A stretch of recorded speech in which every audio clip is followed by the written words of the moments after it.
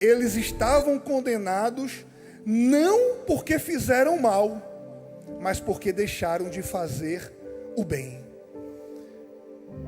Pecado por omissão. Isso é muito sério. Eu estava dizendo assim: Senhor, por que o Senhor não faz mais como o Senhor fazia antigamente? Por que não tem mais aquele mover, Senhor? Por que, Jesus, não tem derramado o Teu Espírito? Aí Deus falou claramente comigo assim: porque eu não tenho os vossos corações. Ser cristão é entender que você não tem mais uma vida, que a sua vida agora pertence a Deus. Quando a Bíblia diz que nós somos propriedade exclusiva de Deus, quer dizer que nós pertencemos a Ele. O Senhor não vai derramar nada sobre as nossas vidas enquanto você não multiplicar aquilo que Ele já te deu. E aí a gente quer ser obeso espiritual. Eu prefiro a ideia da igreja como um quartel-general. Você foi chamado para ser tratado, mas entenda uma coisa: você não pode ficar a vida toda no respirador, no soro. Você precisa levantar, você precisa reagir, você precisa se mover. Eu quero ler com vocês o texto de Tiago, capítulo 4, versículo 17. Pode ser NVI, tá, mídia? Tiago 4, 17.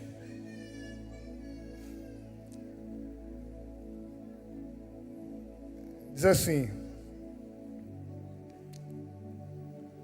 portanto, aquele que sabe que deve fazer o bem e não o faz, nisso está pecando. A gente às vezes lê a Bíblia, eu já li o Novo Testamento algumas vezes, e a gente passa desapercebido por algumas coisas. E meditando, refletindo em Tiago 4,17, o que é que a gente percebe, minha pastora Deise? Uma nova, não a nova, né, mas para mim nova, vertente teológica, Manassés. Porque quando a gente fala de pecado, o que é que a gente associa o pecado geralmente? A uma ação, né? A algo que eu faço e que eu estou transgredindo um mandamento de Deus, uma ordem de Deus, né? Quando nós caímos na carne, nos deleites da carne, nós associamos isso ao pecado, e de fato o é. Só que Tiago, ele traz um novo entendimento. Ele fala: aquele que sabe que deve fazer o bem e não faz, nisso está pecando. O que é que Tiago está dizendo? Que você não peca só quando você faz algo de errado. Tiago está dizendo que quando você se omite de fazer o bem, você também está pecando. E aí eu digo ao Senhor: misericórdia. Muitas vezes, quando eu estou orando, e mesmo antes de preparar essa mensagem, eu sempre tive esse entendimento de dizer: Senhor, perdoa os meus pecados, perdoa as minhas falhas e perdoa, Senhor, a minha omissão. Perdoa todas as vezes que eu deixei de fazer algo que o Senhor me mandou fazer.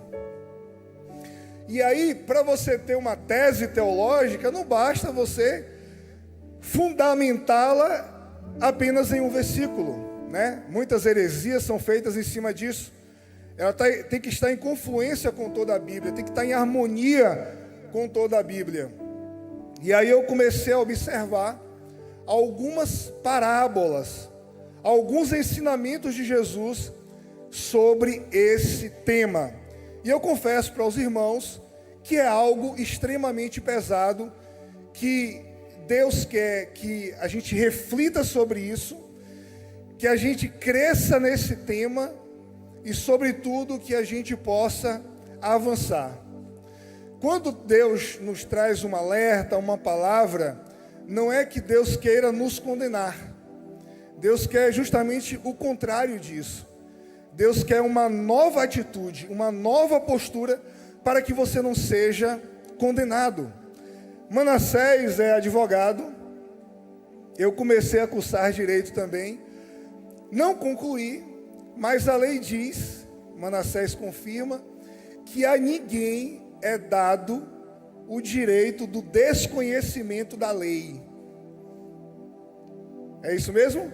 Ou seja, você não pode chutar um cachorro na rua, um policial lhe prende, e você dizer para ele: eu não sabia que era crime chutar um cachorro. Parece loucura. Existem milhares de leis no Brasil. E a lei diz que, mais um advogado ali, doutor Júnior, né? A ninguém é dado o direito de desconhecer a lei. E como é que eu vou conhecer milhares de leis? E queridos, a ninguém é dado o direito de desconhecer a palavra de Deus. Chegar naquele grande dia e dizer: Senhor, eu não sabia, não vai te justificar. Nós devemos conhecer, observar e seguir a palavra do nosso Deus. Existe uma parábola que está em Mateus capítulo 25, do capítulo 14 do versículo 14 ao versículo 30, que é a parábola dos talentos.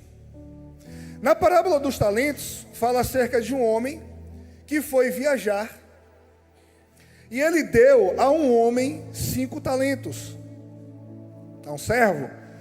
Ele chama o outro e dá 2 talentos, e ele chama o outro e dá 1 talento. Aquele homem viaja, depois de um certo tempo ele volta, e ele chama os 3 servos. Um dos servos fez o quê? Pegou 5 talentos e multiplicou 5 talentos. E aquele senhor disse: parabéns, servo bom, fiel, multiplicou. O dos 2 talentos fez a mesma coisa. Foi lá, multiplicou, fez também. O que recebeu 1 talento, o que foi que ele fez? Ele ficou com medo. E aí a Bíblia diz que ele cava um buraco e esconde aquele talento, porque ele tinha muito medo do seu senhor. Ele pensou: rapaz, se eu tentar fazer algo aqui e perder, ele vai me matar, vai dar ruim. E ele guardou o talento. E a gente às vezes lê uma parábola como a do talento e não pergunta para Deus o que é que Deus quer dizer com isso. Gente, nada está aqui à toa. Deus está o tempo todo comunicando alguma coisa através da sua palavra. E eu tenho 25 anos que eu conhecia Jesus. Novo convertido, eu comecei a ter muita experiência com Deus, de que Deus teria um ministério comigo na palavra, né? Então, um dia eu estava andando em Salvador, eu e um primo meu, ele congrega aqui também, evangelista Marcos. Um cara parou a gente na rua e falou: tá vendo aquilo ali? Aí mostrou um apartamento, era 1 por andar, um prédio bem bonito. Eu sou fulano de tal, ex-traficante, falou o nome lá, era um cara bem famoso aqui na Bahia. E ele falou assim: ó, Jesus tirou tudo. A única coisa que ficou foi esse apartamento. Mas não é sobre isso que eu quero falar com vocês, não. Hoje eu vivo vendendo esses quadros aqui. Você vai ser evangelista, apontando para o meu primo. Você não. O Senhor vai te usar no púlpito, na palavra. Tá, o Senhor está te dando o dom da sabedoria, não sei o quê. E eu comecei a receber muitas profecias nesse sentido. Aí lendo Tiago, capítulo 3, versículo 1, diz: não queiram muitos de vós serem mestres, porque os mestres receberão mais duro juízo. No dia que eu li isso, eu falei: rapaz, eu queria ser evangelista. Não dá para ser evangelista, porque aquele que ensina, ele tem uma responsabilidade muito grande. porque ele pode conduzir as pessoas para a vida eterna ou para a perdição eterna. Então tem muita gente querendo ser pregador, muita gente achando que está fazendo certo. Na internet está cheio de profeta. E é impressionante como as pessoas deixam de ouvir os pastores locais para ouvir os gurus de internet. Caras que muitas vezes não têm vida com Deus, não têm intimidade com Deus, estão ali vendendo curso, mas a quantidade de seguidores que ele tem é maior do que a quantidade de seguidores do seu pastor. E a gente costuma correlacionar e achar que a autoridade está ligada, a autoridade espiritual está ligada ao número de seguidores que o cara tem. E uma coisa não tem nada a ver com a outra. E eu comecei a ficar com medo do meu dom. E o que foi que eu fiz por muito tempo? Eu comecei a enterrar o meu dom. Eu fui parando de pregar. E eu falei assim, Deus, eu não sei se eu quero isso para mim. Então a minha trajetória com o evangelho é antiga, eu já viajei muito pregando, e a gente vê muita coisa, a gente começa a adormecer. E aí um dia, eu dando muitas desculpas para Deus, eu fui convidado para pregar na igreja de Vânia, lá, Luz Divina, que era a igreja do irmão Lázaro, cantor irmão Lázaro, né? O irmão Lázaro, ele morava em frente à nossa casa, e nós éramos amigos. Antes de vir para cá, eu estava congregando com ele. Só que eu já conhecia Joelson antes da igreja. E aí eu chamei Lázaro lá em casa, falei, Lázaro, eu estou com um amigo, ele está abrindo uma igreja agora, e eu queria te pedir para ir ajudar ele e tal. Aí ele, vá meu irmão, Deus te abençoe. Sabe, Joelson é uma bênção. Lázaro falava daquela forma expressiva dele, né? Joelson é uma bênção, vai lá. E aí eu fui convidado para pregar na Luz Divina, né? Aí eu no carro indo, eu falei, Senhor, tanta gente para pregar, Senhor. E eu já fiz isso aqui na Renova-me várias vezes com o Joelson, né? Joelson, Léo, desperta o dom que há em ti, Léo. Eu digo, Joelson, tem tanto pregador na Renova-me, Joelson. Me deixa ser o Uber, quando chega alguém, eu vou, busco, levo no hotel. E eu sei que assim como eu, tem muita gente aqui que Deus já capacitou, que Deus já entregou algo e que está correndo do chamado. E aí eu cheguei, falei, não, Senhor, tem muita gente. O Senhor tem certeza que o Senhor quer que eu pregue essa noite? Aí tá bom. Eu fui lá, ministrei a palavra e foi uma grande bênção naquele dia. 5 almas conheceram a Jesus, aceitaram a Jesus. E aí no final da pregação, uma missionária se aproximou de mim e falou assim, jovem, eu saí de casa hoje e disse ao Senhor, Jesus, se tu não falar comigo hoje, Senhor, isso, eu vou abandonar tudo, eu vou abrir mão de tudo. E ela, com lágrimas nos olhos, falou, quero te dizer que Deus quis te usar essa noite para falar comigo, porque o fato de Deus nos usar não tem a ver com nós mesmos, tem a ver com o outro. É o que Deus quer fazer na vida do outro. O Evangelho, ele não é uma religião. Jesus não veio trazer uma religião. É algo muito mais profundo, irmãos. O que Jesus traz é uma nova forma de se viver. É uma nova forma de vida onde o meu eu não está mais em primeiro lugar.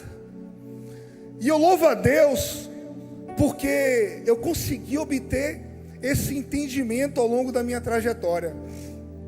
Eu estava conversando hoje com um irmão, um amigo de longas datas. Ele agora virou judeu messiânico, né? Porque você tem os judeus que não acreditam em Jesus e os messiânicos que acreditam em Jesus, e aí eles guardam várias leis cerimoniais, tal. E ele, mano, você tem que estudar, você tem que entender, tal, não sei o quê. Eu falei, mano, eu não preciso estudar mais nada. eu não preciso estudar as leis, eu não preciso estudar os profetas, eu não preciso estudar a tradição. Deixa eu te falar uma coisa, querido.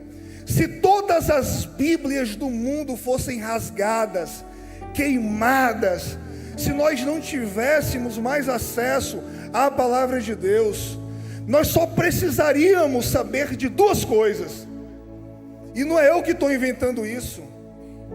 Jesus falou: nisso se resume a lei e os profetas. Jesus pegou tudo que está escrito e resumiu em duas coisas. Ele disse: amem a Deus sobre todas as coisas.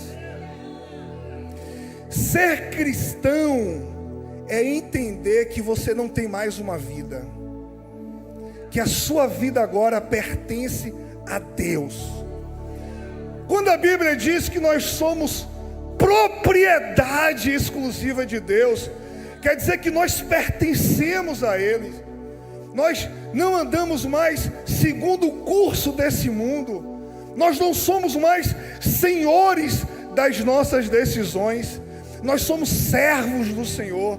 Nós somos embaixadores de Cristo. Por isso que a Bíblia diz que a nossa vida, ela está escondida em Cristo. E queridos, se Deus não é prioridade na nossa vida, tem alguma coisa muito errada. Deus tem que ocupar o primeiro lugar. E qual é o segundo mandamento, irmão Leandro? Jesus disse: ama teu próximo como a ti mesmo. Se eu amo ao meu próximo como a mim mesmo, eu vou roubar o meu próximo? Não. Eu vou adulterar? Não. Se eu não quero ser traído, por que eu vou trair? Se eu não quero ser roubado, por que eu vou roubar? Se eu não quero que mintam para mim, por que eu iria mentir? Então, tudo foi resumido em duas coisas: amar a Deus e amar ao próximo como a nós mesmos. No versículo 21 diz assim, ainda sobre a parábola dos talentos: respondeu-lhe o Senhor: muito bem, bom servo bom e fiel, foste fiel no pouco, muito confiarei em tuas mãos para administrar. Entre e participa da alegria do teu Senhor. Assim também aproximou-se os que receberam 2 talentos, e quando chegou por final, aí ele vai dizer que teve receio, e no versículo 26 diz assim: sentenciou-lhe porém o Senhor: servo mau e negligente, sabias que colho onde não plantei e ajunto onde não semeei? Então, por isso, ao menos devia ter investido meu talento com os banqueiros, para que, quando eu retornasse, eu recebesse de volta mais os juros. Sendo assim, olha que forte: tirai dele o talento que lhe confiei e dai ao servo que agora está com 10 talentos. Pois a quem tem, mais lhe será confiado e possuirá em abundância. Mas aquele que não tem, até o que tem lhe será tirado. Quanto ao servo inútil, lançai-o fora nas trevas.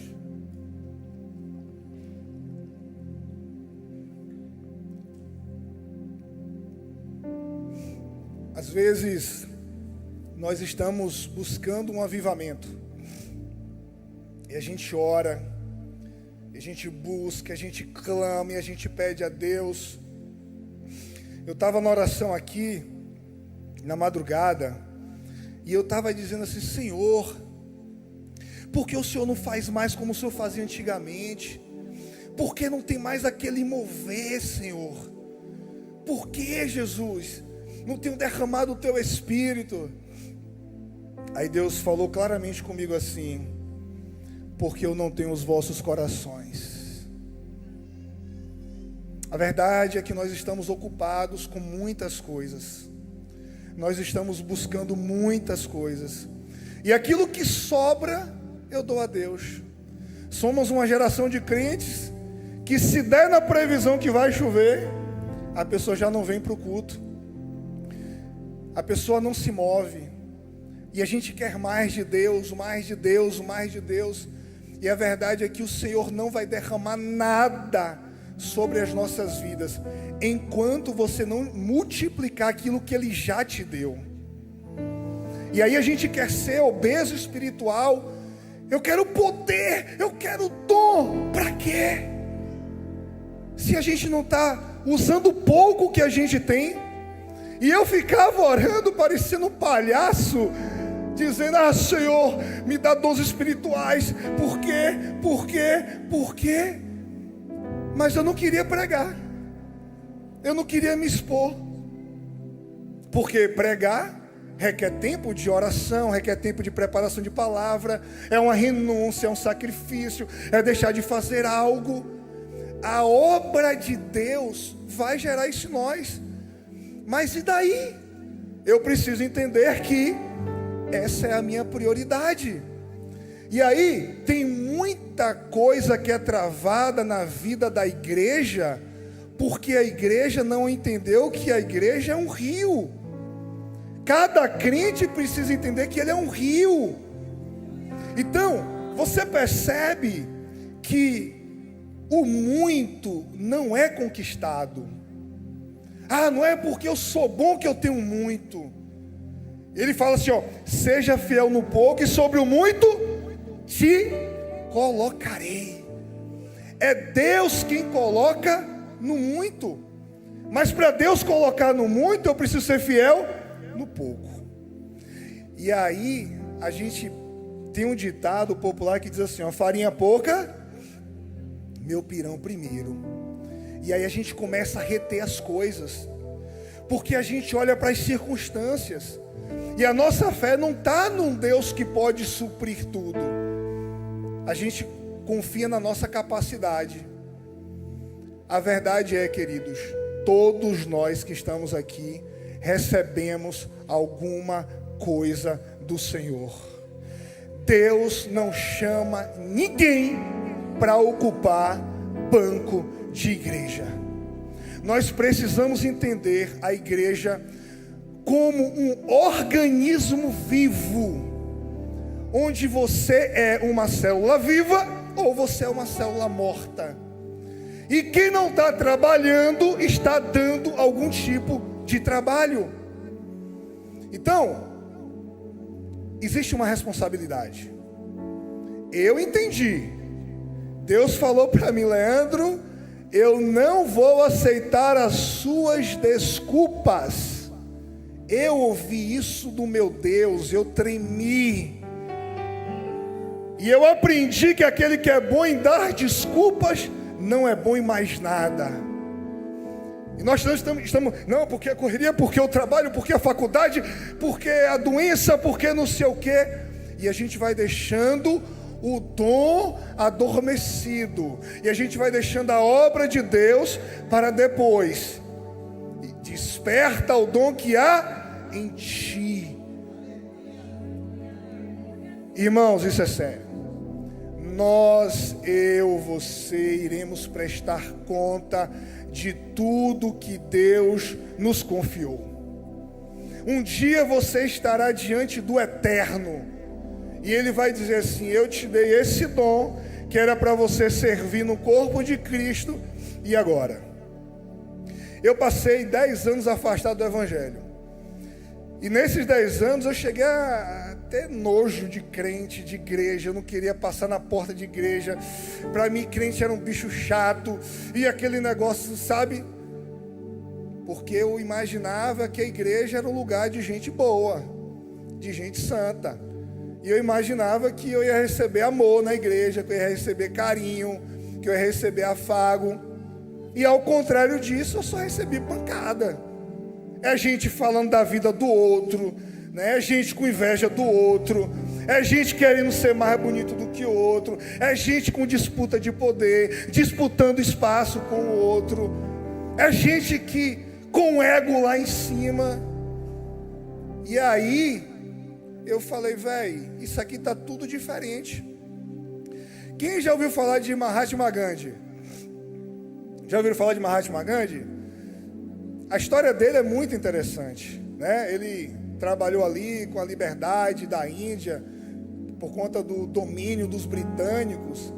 E Mahatma Gandhi, ele era hindu, né? Indiano, hinduísta, só que ele se apaixonou pelos ensinamentos de Jesus, principalmente por Mateus 5, o Sermão do Monte.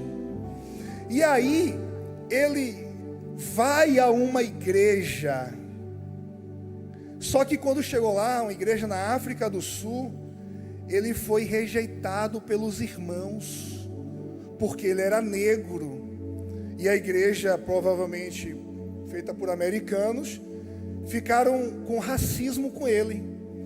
E aí ele falou o seguinte: eu gosto desse Cristo, mas não gosto do povo que serve a esse Cristo. E ele nunca mais foi para a igreja. Ele morreu como hinduísta. Hoje a Índia é um país que a religião predominante é o hindu.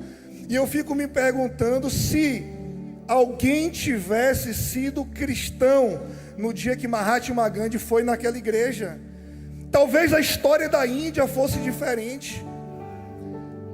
Mas aquelas pessoas foram religiosas, olharam para a cor da pele. E a Bíblia diz que Deus não vê como vê o homem vê o que está diante dos seus olhos, mas Deus vê o coração. A igreja, ela deve refletir o próprio Cristo. Essa é a função da igreja, essa é a missão da igreja. Irmãos, olha que coisa séria. Mateus 25, do 41 ao 45, diz assim, ó: então ele dirá também aos que estiverem à sua esquerda: malditos.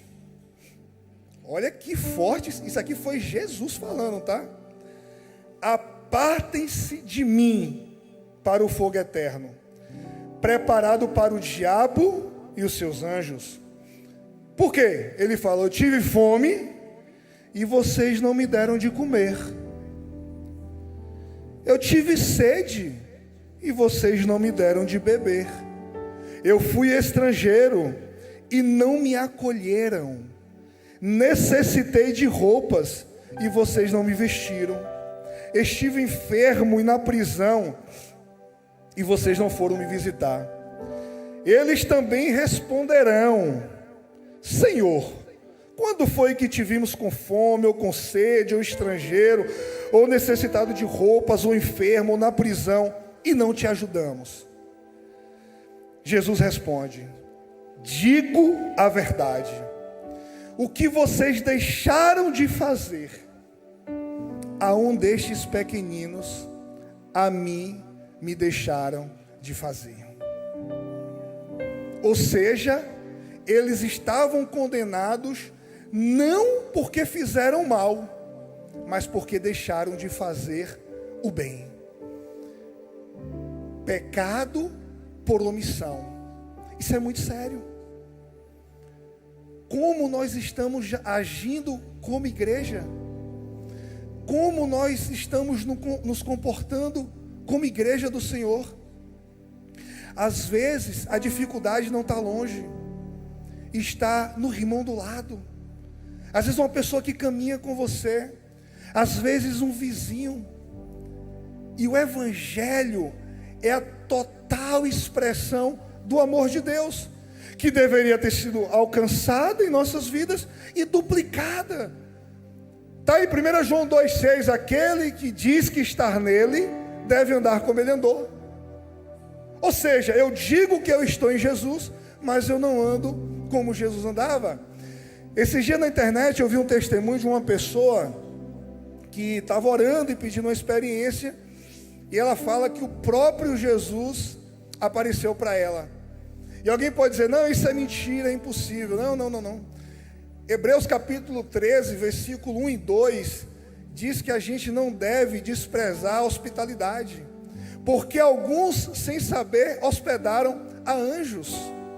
Deixa eu te dizer uma coisa, às vezes tem pessoa que chega na janela do teu carro e bate ali, pedindo às vezes um pão, alguém que precisa de uma roupa, alguém que precisa de uma oração, E às vezes não é uma pessoa, às vezes é um anjo que Deus manda. Por isso que a gente tem que fazer o bem a todas as pessoas. E eu não preciso de muito para fazer o bem. A viúva prova que ela deu o pouquinho que ela tinha, mas ela deu muito mais do que os ricos que davam daquilo que sobrava. Queridos, eu tenho visto um movimento muito grande das pessoas deixando a igreja. Muita gente voltando para outras religiões das quais saíram, que inclusive possuem práticas idólatras. E a pessoa sai, eu fico lendo os comentários, não, porque aqui pelo menos eu não sou julgado, aqui pelo menos eu sou bem tratado. E de verdade, a igreja cristã, em algum momento, ela tem se perdido. A gente não tem amado como Jesus mandou amar, a gente não tem acolhido como Jesus mandou acolher. É inadmissível a calúnia no nosso meio, o falatório no nosso meio.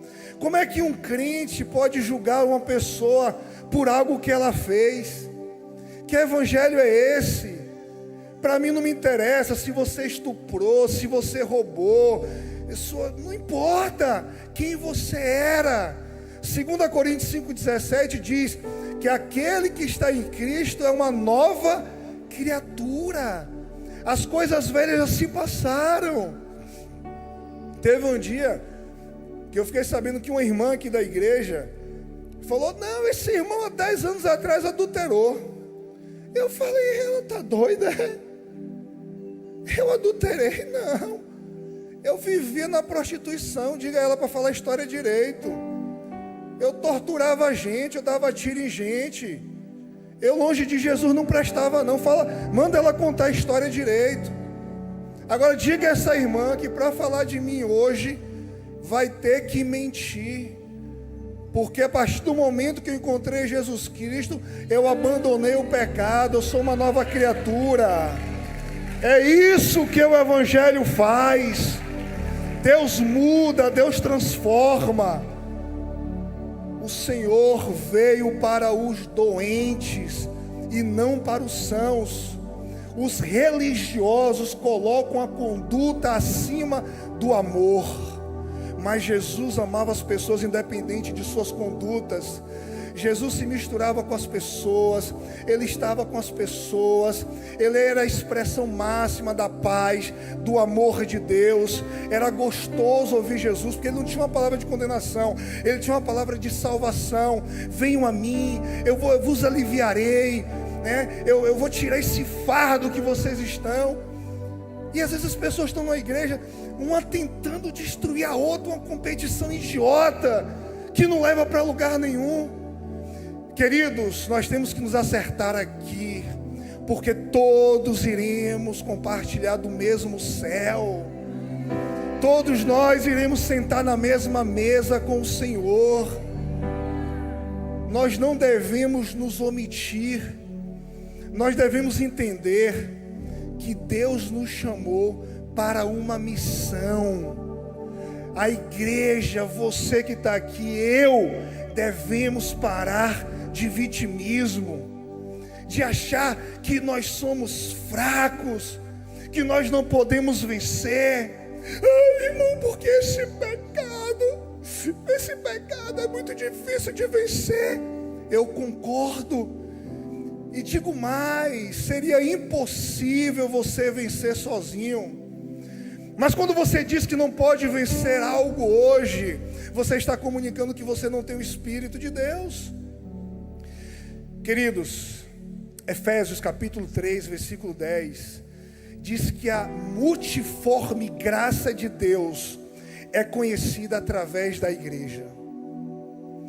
A Bíblia diz, Romanos 1,16 diz, Romanos 1,16, eu não me envergonho do Evangelho de Cristo, pois é o poder de Deus para a salvação de todo aquele que nele crê. Ele está dizendo que o Evangelho é o poder de Deus, é o dínamos de Deus. Deixa eu te falar uma coisa. A partir do momento que você aceita Jesus Cristo como Senhor e Salvador da sua vida, Paulo diz que a gente recebe o Espírito. Nós somos selados com o Espírito de Deus. Não é um espírito maligno que as pessoas recebem em religiões afro. Não são espíritos inferiores. É o Espírito do próprio Deus. E quando o Espírito do próprio Deus entra em nossa vida, é impossível nós continuarmos as mesmas pessoas. É impossível nós continuarmos na inação, na inércia, sem nos movermos. É impossível, porque nós somos impelidos pelo Espírito de Deus. Nós somos expelidos pela graça de Deus. A compaixão de Cristo, ela tem que tomar e dominar os nossos corações. Eu estava na oração, deu meu horário de ir embora, eu tinha que sair correndo. Aí chegou uma pessoa precisando de oração. Joelson estava orando por outra pessoa. Eu correndo, rapaz, Joelson, Léo. Eu já lá na porta de saída, eu falei, o que é que Joelson quer? Já sei, Deise, é trabalho. Fala, meu pastor. Léo, ora aqui por esse rapaz. Tu e a irmã Neuza, né? Nelma, perdoa, irmã. Eu e a irmã Nelma. Aí eu e a irmã Nelma fomos, levamos o rapaz aqui, lembra disso? Para essa salinha aqui. A gente começou a orar pelo rapaz. Se olhava para o rosto dele e eu via treva, eu via frieza, né, irmã? Eu via tristeza. E começamos a orar por ele. Se manifestou um espírito maligno. Nós oramos, nós repreendemos aquele mal na vida dele, porque está escrito em Atos 10:38 que para isso se manifestou o Filho de Deus, para desfazer as obras do diabo.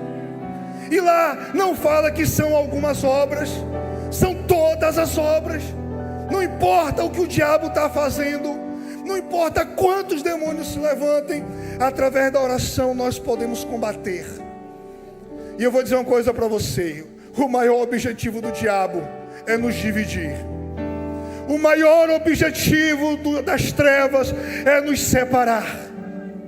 Porque no dia que a igreja falar a mesma língua, no dia que a igreja for unânime, no dia que nós levarmos as cargas uns dos outros, no dia que o amor for o elo da perfeição, ninguém vai segurar a igreja do Senhor.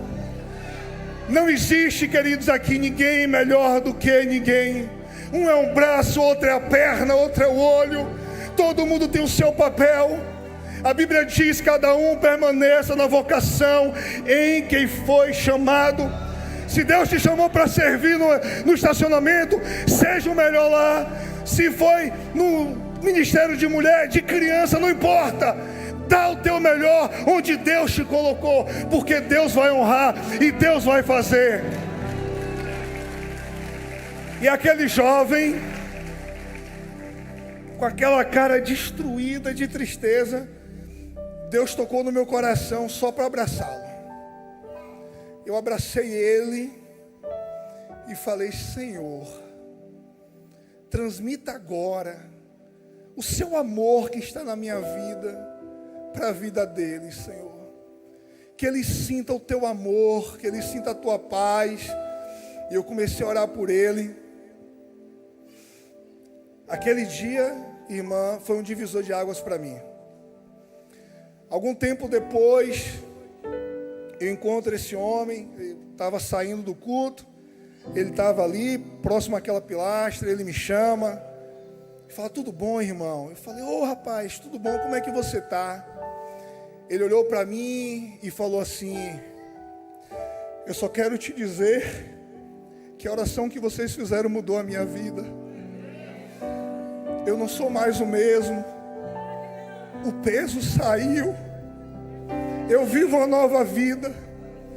Eu fui para o carro e chorei, queridos, copiosamente. E eu falei: Senhor, eu fui chamado para isso. É isso que eu quero para mim, Senhor. Eu quero orar pelas pessoas. Eu quero ver o enfermo ser curado. Eu quero ver o casamento ser restaurado. Eu quero ver a depressão ir embora. Eu quero ver o pensamento suicida sair da cabeça da pessoa. Eu quero ser útil, Senhor. Me usa na terra, Senhor. Me capacita.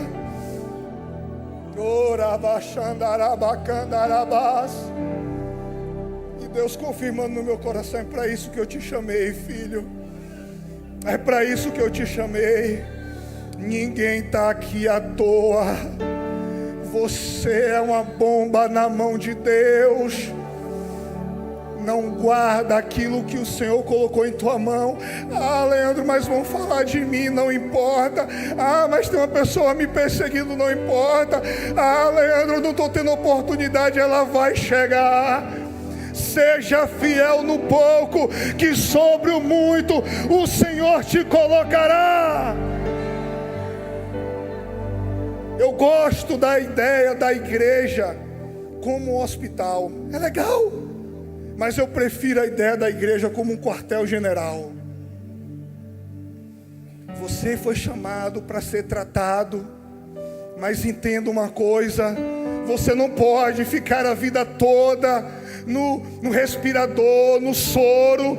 Você precisa levantar, você precisa reagir, você precisa se mover. Algo tem que acontecer na sua vida.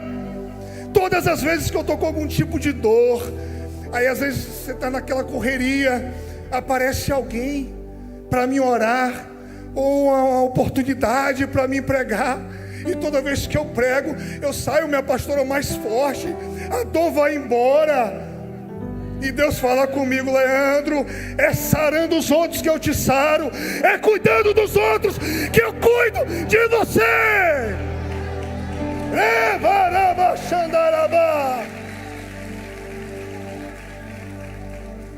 Por que nada acontece? Porque você não se move. Começa a agir. Leandro, tem que ser coisas grandes. Não, coisas pequenas. Bate na porta do teu vizinho amanhã e fala: vem cá, vizinho, porque eu quero orar por você, vem cá. Deus abençoa a família dele, Senhor. Que não falte o alimento, livra do mal. Vai orando, vai demonstrando amor, vai cuidando, vai levando a carga. Olha esse irmão que está do teu lado, talvez ele esteja com um problema. Dá uma palavra de bênção para o irmão do teu lado agora. Fala: eu estou aqui. Se precisar de mim, eu estou aqui. Isso é igreja, é unidade, é amor, é um levando a carga do outro. Jesus disse: nisso conhecereis que sois meus discípulos, se vos amardes uns aos outros. Não é uma questão de opção, é uma questão de identidade. Essa é a identidade da igreja do Senhor. O amor, o vínculo perfeito da perfeição, meus irmãos. Aleluia. João 15, Jesus fala: eu sou a videira verdadeira, meu Pai é o agricultor. Aquele que estando em mim não der fruto é cortado e lançado fora. Aquele que estando em mim der fruto, meu Pai o poda para que dê mais fruto ainda.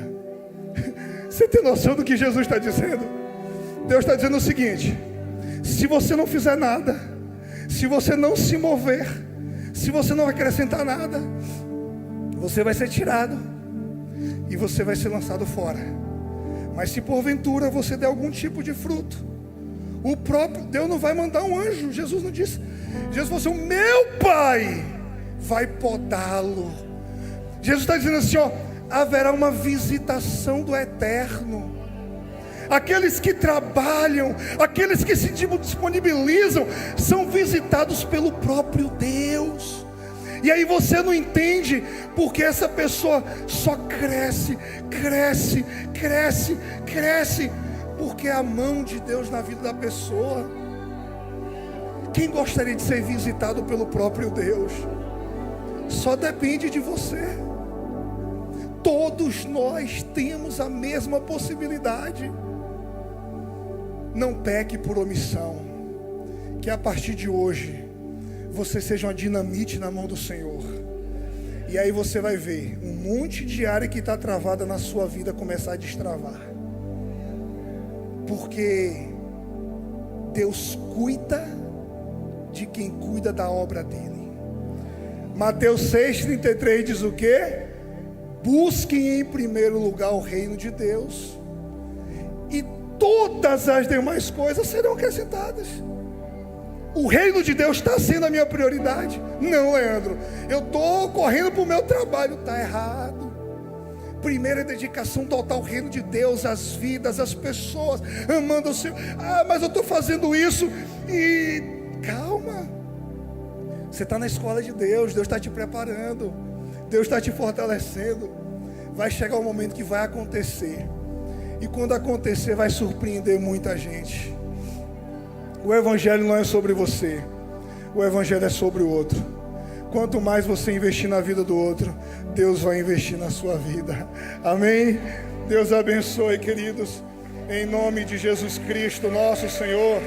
A Ele a honra, a glória, o louvor, a exaltação pelos séculos dos séculos. Eu anseio um dia estar com Ele. Amém?